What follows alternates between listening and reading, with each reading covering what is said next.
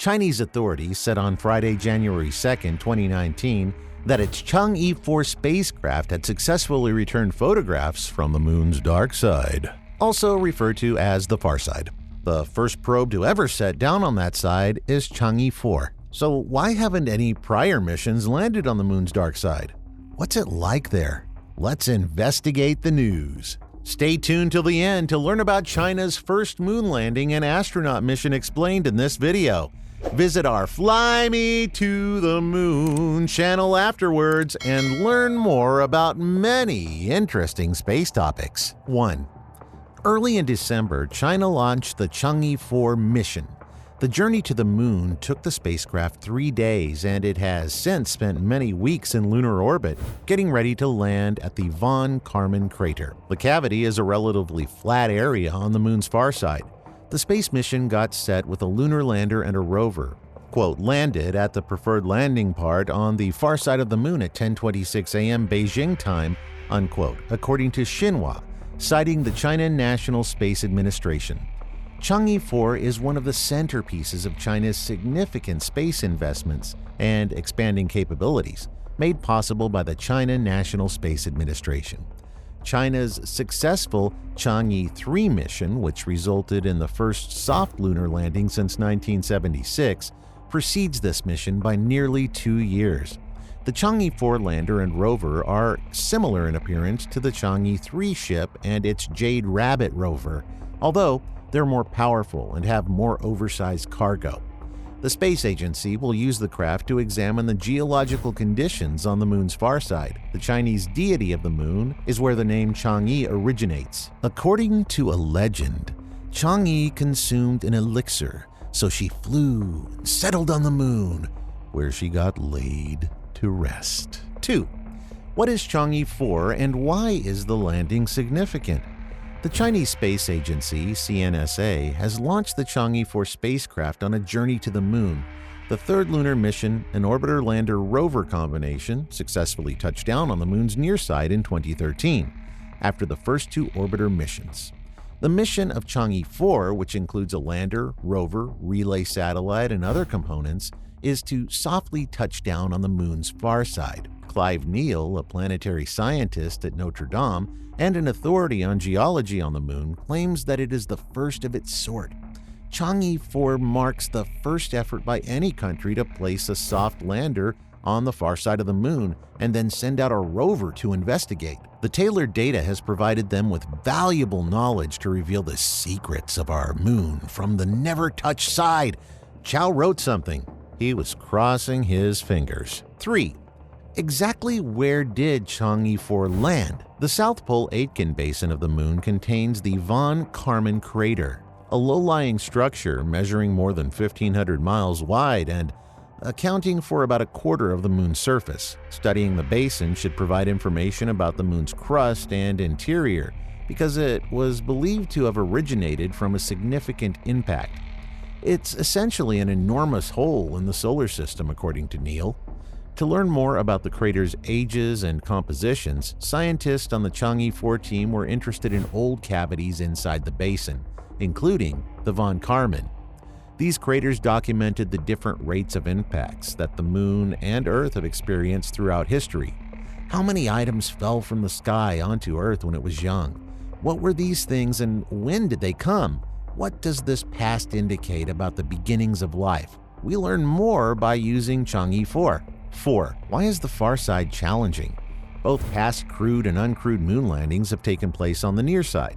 The moon would have prevented radio contact between its far side and Earth, which is the main reason for this. To circumvent this issue, the Chinese mission has employed a relay satellite dubbed Qichao. Magpie Bridge launched in May 2018. It is circling L2, a deliberately chosen location in orbit. The relay satellite transmits signals from the far side to the Earth. Despite not being the first spacecraft to touch down on the far side, Chang'e 4 did take the first photos of that side. The Soviet Luna 3 spacecraft took many images of the far side on October 7, 1959, at a distance of more than 60,000 kilometers. On October 18, it sent a series of low-resolution pictures back to Earth while returning. 5. Why it's vital to consider the far side. On January 3rd, Chang'e 4 touched down in the von Karman crater in the South Pole Aitken Basin on the Moon's far side. Large impact craters include the von Karman crater, 180 kilometers, which is 2,500 kilometers broad, and the SPA Basin, 2,500 kilometers. The composition and age of the craters on the Moon, the timeline of the Earth-Moon impacts, and several other early solar system elements will all be investigated throughout the study. At the height of 6,000 meters, Chang'e 4 made its landing. Li Chunlai, commander-in-chief of the ground software system of Chang'e 4, was reported by PTI as stating the information from the abyss of the Moon would be one of the priorities in the exploration. Well, it's going to be very busy on the Moon. Do you think more countries or companies will join on the Moon?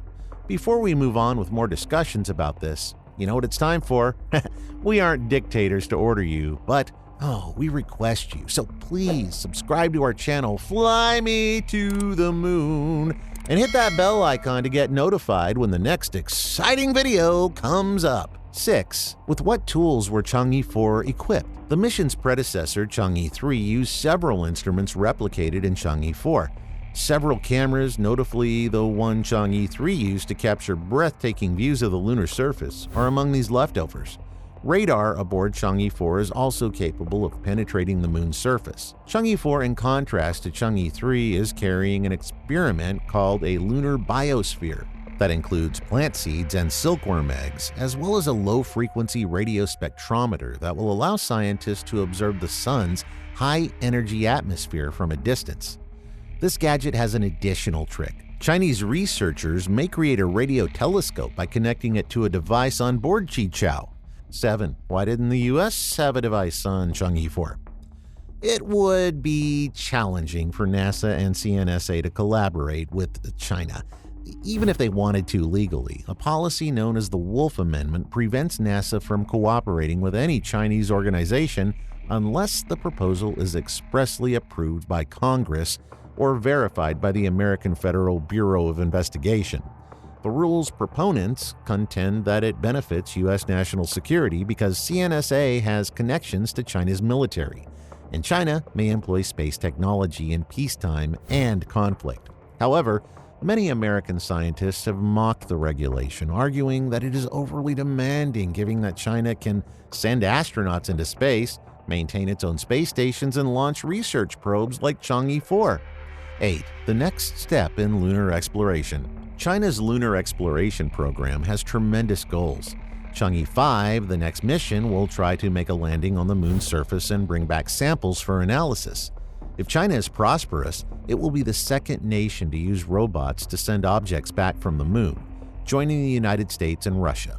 Chinese academics have also talked of sending people to the Moon and establishing a base there, although they have yet to discuss their ambitions. The group gets joined. Building a lunar community is the European Space Agency's objective.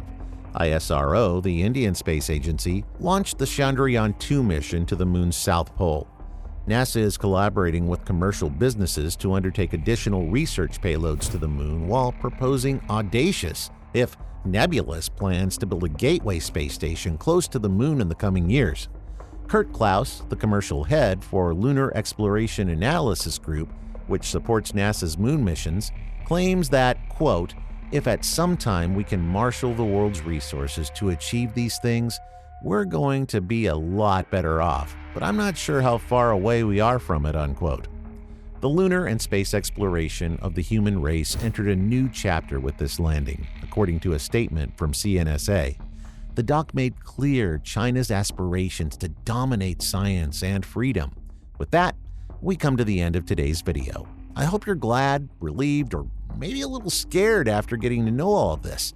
Would you accept an invitation to fly you to the Moon?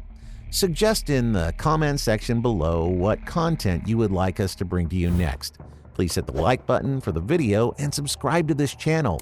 Hit the bell icon to receive notifications whenever we post new content.